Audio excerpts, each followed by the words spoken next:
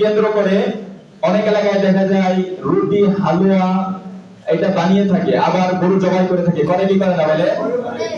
আপনাদের এলাকায় হয় কি? হ্যাঁ হয়। তাহলে এই যে কাজটা, এইটা কোথা থেকে আসলো? এটা করা যাবে কি যাবে না? এটা কোরআন হাদিসের কোথাও আছে কি আছে না? সম্মানিত উপস্থিতি বন্ধুগণ, তিরমিজি শরীফ, মিশকাত শরীফ, হ্যাঁ আবু দাউদ শরীফ, কত কিতাব পড়লাম, বড় বড় কিতাব পড়লাম, কোথাও যে শবে বরাতের দিনে, শবে বরাতের দিনকে কেন্দ্র করে রুটি হালুয়া খাইতে হবে, রুটি বানাইতে হবে, গরু জবাই করতে হবে, এইটা আমরা কোথাও পাই নাই। তাহলে আমি আপনি খাই কেন? আগের থেকে এই নিয়মটা চলে আসতেছে কেন? প্রশ্ন আসে কি আসে না বলেন? প্রশ্ন আসে না? অবশ্যই প্রশ্ন আসে। হ্যাঁ, আমাদের পূর্বকার জামানার থেকে একটা কারণে এই রুটি হালুয়া খেয়ে থাকেন, সেটা হচ্ছে আমার আপনার নবী, দয়ার নবী, মায়ার নবী উহুদের যুদ্ধে দিনার দাঁত মোবারক শহীদ হয়ে গিয়েছিলেন, যার কারণে আমার আপনার নবী হালুয়া রুটি খেয়েছিলেন। কথা বলেন ঠিক কি ঠিক না? এই নবীর অনুসারে আমি আপনি হালুয়া রুটি খেয়ে থাকি। তো প্রশ্ন হলো যে নবীর দাঁত ভেঙে গেছিল, দাঁত শহীদ হয়ে গেছিল উহুদের যুদ্ধে, তাই আমার আপনার নবী হালুয়া রুটি খেয়েছিলেন। তাহলে আমার আপনার কি ভাঙছে যে আমি আপনি হালুয়া রুটি খাই বলেন? আমার আপনার কি ভাঙছে? আমার আপনার তো কিছু ভাঙে নাই। অথচ আল্লাহ নবী সাল্লাল্লাহু আলাইহি ওয়াসাল্লামের উহুদের যুদ্ধটা হয়েছে শাওয়াল মাসে। কোন মাসে? রমজানের পরের মাসে। সেই মাসে আল্লাহ নবী সাল্লাল্লাহু আলাইহি ওয়াসাল্লাম হালুয়া রুটি খেয়েছেন, আর আমি আপনি খাচ্ছি শাবান মাসে। তাও সে 2 মাস আগে আমি আপনি হালুয়া রুটি খাচ্ছি। তাহলে এই যে বিষয়টা, এই শবে বরাতকে কেন্দ্র করে আমি আপনি যে হালুয়া রুটি খেয়ে থাকি, এই দিনকে যে আমি আপনি যে হাঁস মুরগি গরু জবাই ইত্যাদি করে থাকি, এই সমস্ত বিষয় কোরআন হাদিসের কোথাও নাই ভাই। এগুলো বর্জনীয়, এগুলো থেকে আমাকে আপনাকে বিরত থাকতে হবে। হ্যাঁ, শবে বরাতের আমল কি? শবে বরাতের দিনের আমল হচ্ছে আমার আপনার এই যখন মাগরিবের আযান দিয়ে দেবেন, যখন মাগরিবের আযান দিয়ে দেবে, আমাকে আপনাকে মাগরিবের নামাজে চলে আসতে হবে, জামাতের সাথে নামাজ পড়তে হবে। নামাজ পড়ে মসজিদে বসে বসে জিকির তাসবিহ তাহলিল করতে হবে, কোরআন তেলাওয়াত করতে হবে, নফল নামাজ পড়তে হবে। ইশার নামাজ হয়ে যাবে, ইশার নামাজের পরে হয়তো কিছু আলোচনা হলেও হতে পারে, আবার না হলেও হতে পারে। ইশার নামাজের পরে আমি আপনি নফল ইবাদত বন্দেগী করব যতদূর সম্ভব, যতদূর সম্ভব। হ্যাঁ, নামাজ পড়তে পড়তে আমাকে আপনাকে ওই দিক দিয়ে ফজরের নামাজ কাজা করা যাবে না। অনেক এলাকা আছে সারা রাত বয়ান চলে, সারা রাত নামাজ হয়, দলবদ্ধভাবে নফল নামাজ জামাতে পড়ে, সালাতুত তাসবিহ নামাজ জামাতে পড়ে। এগুলো ভিত্তিহীন আমল। কোন নফল ইবাদত জামাতের সাথে করা যাবে না। নফল ইবাদত যার যার একাকী ইবাদত, করলে সব আছে, না করলে সব নাই। এই শবে বরাত সম্পর্কে আল্লাহ পাক রব্বুল আলামিন কুরআনুল কারীমের মধ্যে বলতেছেন, হামিম ওয়াল কিতাবিল মুবিন ইন্না আনজালনাহু ফি লাইলাতিন মুবারাকাতিন ইন্না কুন্না মুনদিরিন। হামিম ওয়াল কিতাবিল মুবিন, আল্লাহ পাক রব্বুল আলামিন বলতেছেন ওয়াল কিতাবিল মুবিন, এই কিতাবের কসম। ইন্না আনজালনাহু, অবশ্যই আমি এই কিতাবকে অর্থাৎ কোরআনকে নাযিল করেছি। ইন্না আনজালনাহু, আমি এই কোরআনকে নাযিল করেছি ফি লাইলাতিন মুবারাকাতিন, একটি বরকতময় রাত্রিতে।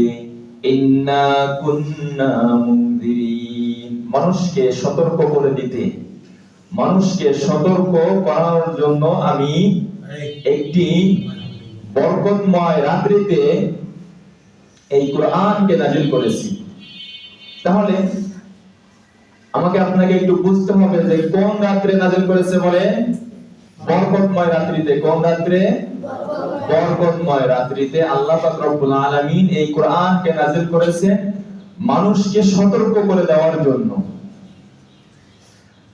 আর হাদিসের মধ্যে আল্লাহর নবী সাল্লাল্লাহু আলাইহি ওয়াসাল্লাম বলতেছেন, ফি হাযিহিল লাইলাতি ইউকতাবু কুল্লু মাউলুদিন ফি হাযিহিস সানাতি ওয়া ফিহা কুল্লু হালিকিন ফি হাযিহিস সানাতি ওয়া ফিহা তুরফাউ আমালুহুম ওয়া ফিহা তুনসালু আরযাকুহুম।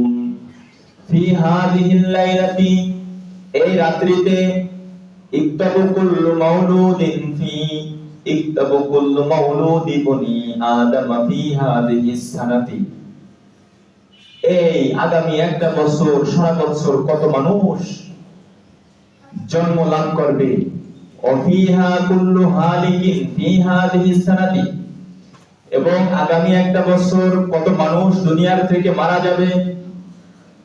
এই বিষয়ে আল্লাহ পাক রব্বুল আলামিন এই শবে বরাতের রাত্রিতে সিদ্ধান্ত গ্রহণ করেন, তাদের সংখ্যা লিপিবদ্ধ করেন।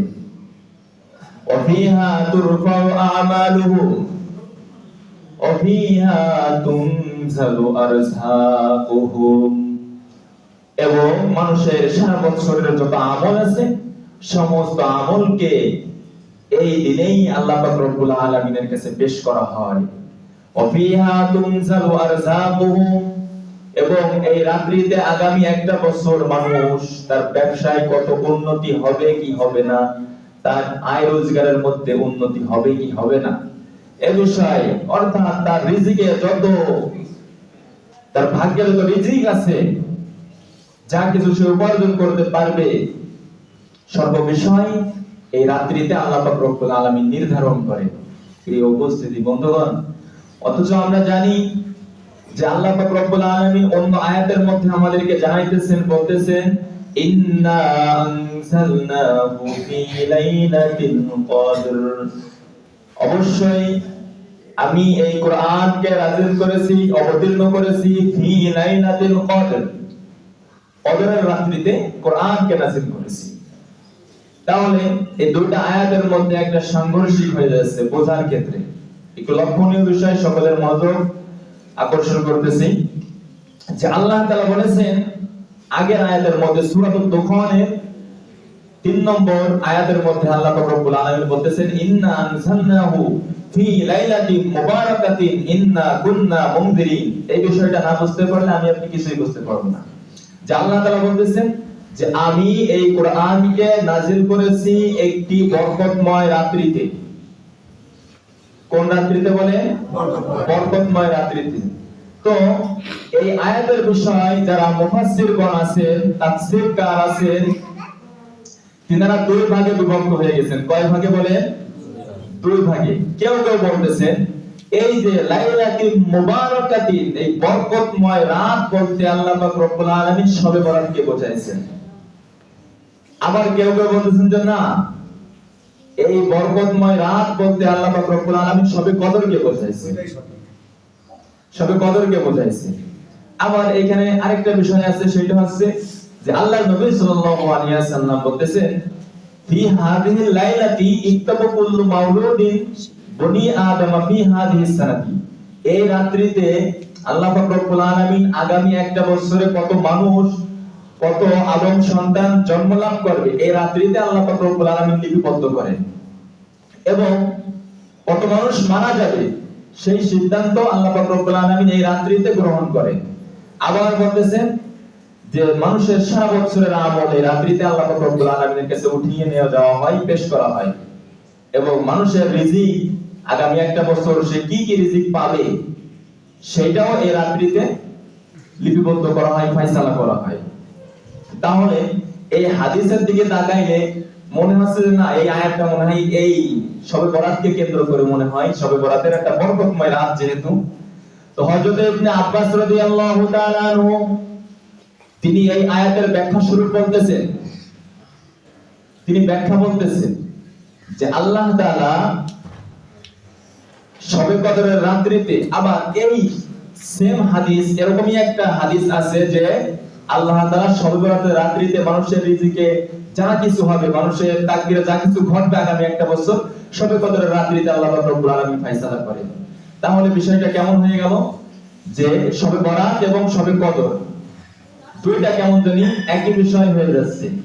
তো সারা বছরে 5টা রাত আছে। কয়টা রাত বলে? 5টা রাত। যে 5টা রাত যদি মানুষ ইবাদত বندگی করে রাত্রি জেগে জেগে, তাহলে আল্লাহ পাক রব্বুল আলামিন ওই ব্যক্তিকে কিয়ামতের ময়দানে কঠিন দিনে আল্লাহ তাআলা তাকে পিপাসিত করবেন না। আল্লাহু আকবার। 5টা রাত। কয়টা রাত বলেন? 5টা রাত। যে কঠিন দিনে আমার আপনার অবস্থা কেমন হবে?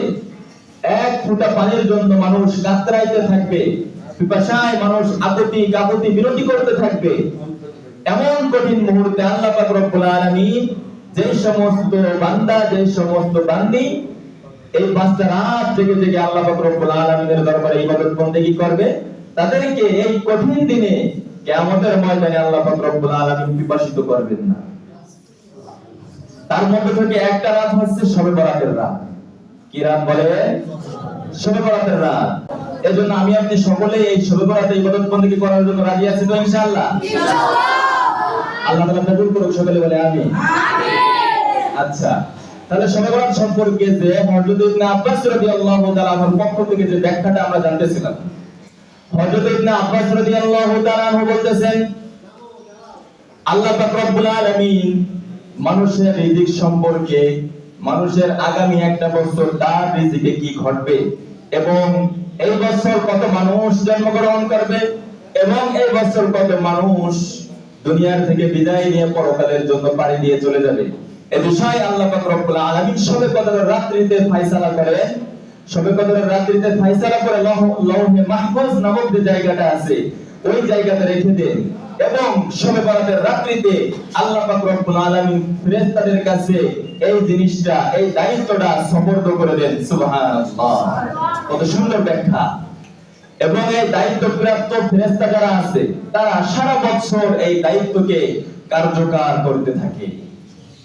তাহলে আমাদের পরিষ্কারভাবে বুঝে আসলো তো বিষয়টা? সিদ্ধান্ত করা হয় কোন রাত্রিতে? শবে কদরে। কোন রাত্রিতে? শবে কদরে সবকিছু ফয়সালা করা হয়, সিদ্ধান্ত করা হয়। আল্লাহ তাআলা লিখে দেয় যে কার কপালে কি হবে, কে মারা যাবে, কে জন্মগ্রহণ করবে একটা বছরে, সবকিছু আল্লাহ পাক রব্বুল আলামিন শবে কদরে সেটা ফয়সালা করে এবং ফয়সালা করার পরে আল্লাহ পাক রব্বুল আলামিন লৌহে মাহফুজে সেটাকে হেফাজত করে রেখে দেন এবং শবে বরাতের রাত্রিতে ফেরেশতাদের কাছে সেটা সুপর্দ করে দেন এবং দায়িত্বপ্রাপ্ত ফেরেশতাগণ যারা আছেন তারা সারা বছর এই দায়িত্বকে কার্যকর করতে থাকে। সিম্পল একটা উদাহরণ আমি আপনি যদি দুনিয়াবি কোনো উদাহরণে বুঝি তাহলে সহজে বুঝে আসবে। যেমন মনে করেন পার্লামেন্টে অনেক সময় বিভিন্ন আইন পাস করা হয়, কথা বলেন পাস করা হয় কি হয় না? হয় না? সংসদে আইন পাস করা হয় না? এই সংসদে আইন পাস করা হয় এক সময়, তার একদিন পর, 2 দিন পর বা কয়েকদিন পর এরকম এমপি মন্ত্রী যারা আছে তাদের কাছে সেটা জানিয়ে দেওয়া হয় এবং সারা বছরে এমপি মন্ত্রী যারা সরকারি কর্মকর্তা আছে তারা এই বিষয়গুলো সারা বছরে সেইটাকে বাস্তবায়িত করতে থাকে। কথা বলেন ঠিক কি ঠিক না? অনুরূপভাবে আল্লাহ পাক রব্বুল আলামিন শবে কদরের রাত্রিতে সর্ব বিষয় ফয়সালা করেন এবং শবে বরাতের রাত্রিতে আল্লাহ পাক রব্বুল আলামিন সেইটাকে ফেরেশতাদের কাছে দায়িত্ব সুপর্দ করে দেন। সুবহানাল্লাহ। আর দায়িত্বপ্রাপ্ত ফেরেশতাগণ যারা আছেন তারা সারা বছর সেটাকে কার্যকর করতে থাকে। এই শবে বরাত সম্পর্কে আল্লাহর নবী সাল্লাল্লাহু আলাইহি ওয়াসাল্লাম বলতেছেন,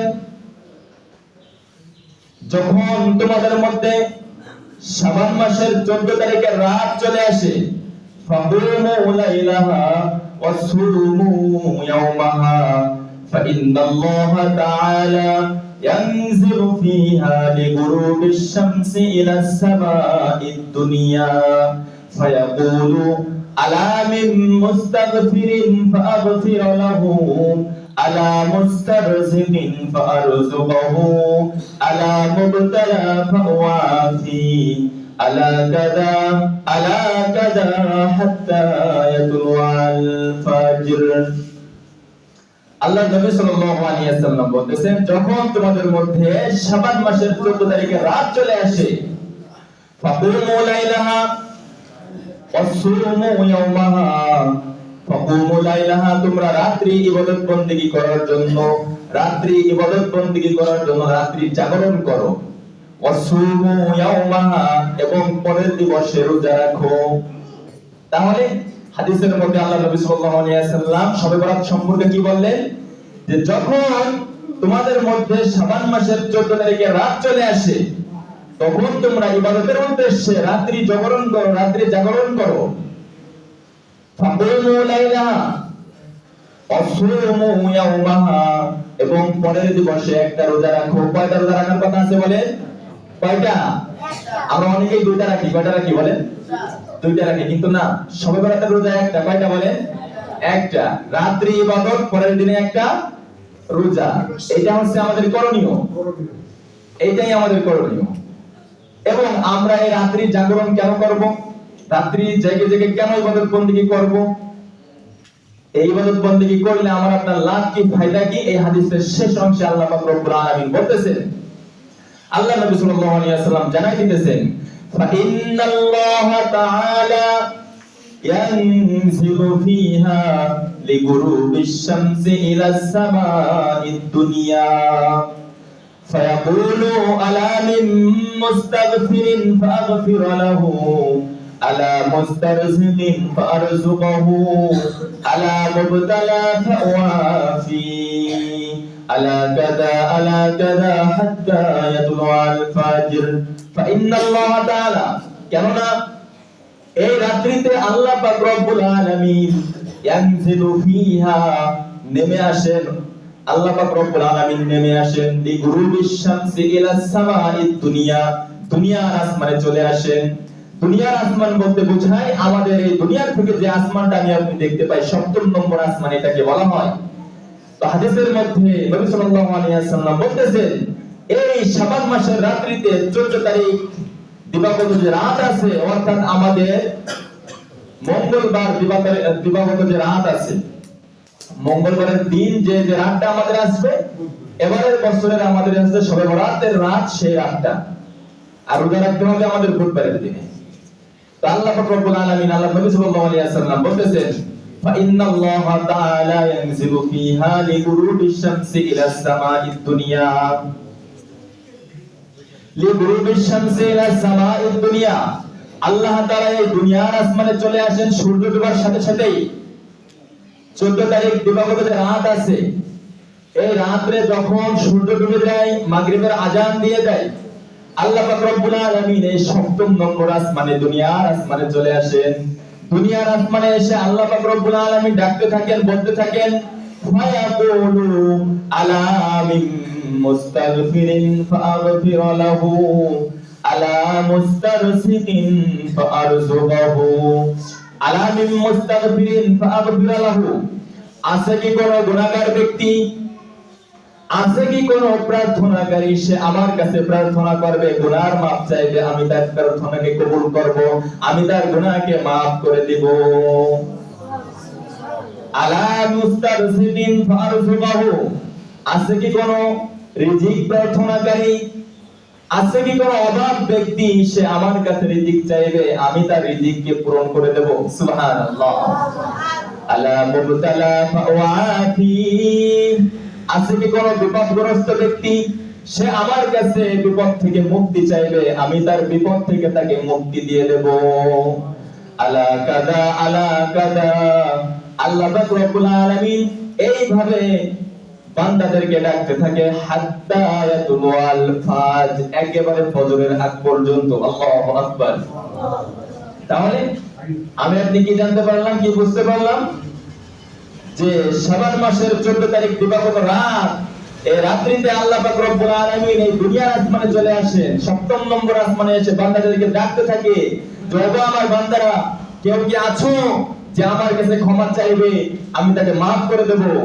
আবার বলতে থেকে, ওগো আমার বান্দারা, তোমাদের মধ্যে কেউ কি আছে এমন যে আমার কাছে রিজিক চাইবে, অভাবগ্রস্ত ব্যক্তি, আমি তার অভাবকে দূর করে দেব, আমি তাকে রিজিক দান করব। আছে কি কোনো বিপদগ্রস্ত ব্যক্তি যে আমার কাছে বিপদ থেকে মুক্তি চাইবে, আমি তার বিপদ থেকে তাকে মুক্তি দিয়ে দেব। আল্লাহ পাক রব্বুল আলামিন এরকম ভাবে একেবারে ফজরের নামাজের ওয়াক্ত না আসার আগ পর্যন্ত এইভাবেই আল্লাহ পাক রব্বুল আলামিন ডাকতে থাকেন। সুবহানাল্লাহ। তো আল্লাহ পাক রব্বুল আলামিন, আল্লাহ নবী সাল্লাল্লাহু আলাইহি ওয়াসাল্লাম বলতেছেন যে শবে বরাতের রাত্রিতে আল্লাহ তাআলা বান্দার দিকে বিশেষ করে বিশেষ মনোযোগী হন এবং আল্লাহ তাআলা বান্দাদেরকে maaf করে দেন। কি করেন বলে? maaf করে দেন। বিশেষ মনোযোগী হন এবং maaf করে দেন। তো এই শবে বরাতের রাত্রিতে আল্লাহ পাক রব্বুল আলামিন সমস্ত মানুষকে maaf করে দেবে। শুধুমাত্র কয়েক শ্রেণীর মানুষ আছে যাদেরকে আল্লাহ পাক রব্বুল আলামিন এই শবে বরাতের রাত্রিতে ক্ষমা করবেন না। তার মধ্যে থেকে এক নম্বর, যাদেরকে আল্লাহ পাক রব্বুল আলামিন ক্ষমা করবেন না, যারা শিরক করে, মুশরিক ব্যক্তি যারা আছে, আল্লাহর সাথে যারা শিরিক করে এই ব্যক্তিকে আল্লাহ পাক রব্বুল আলামিন শবে বরাতের রাত্রিতে maaf করবেন না। 2 নম্বর, হিংসুককে আল্লাহ পাক রব্বুল আলামিন maaf করবেন না। যে হিংসা পোষণ করে, হিংসা পোষণকারী ব্যক্তিকে আল্লাহ পাক রব্বুল আলামিন শবে বরাতের রাত্রিতে maaf করবেন না।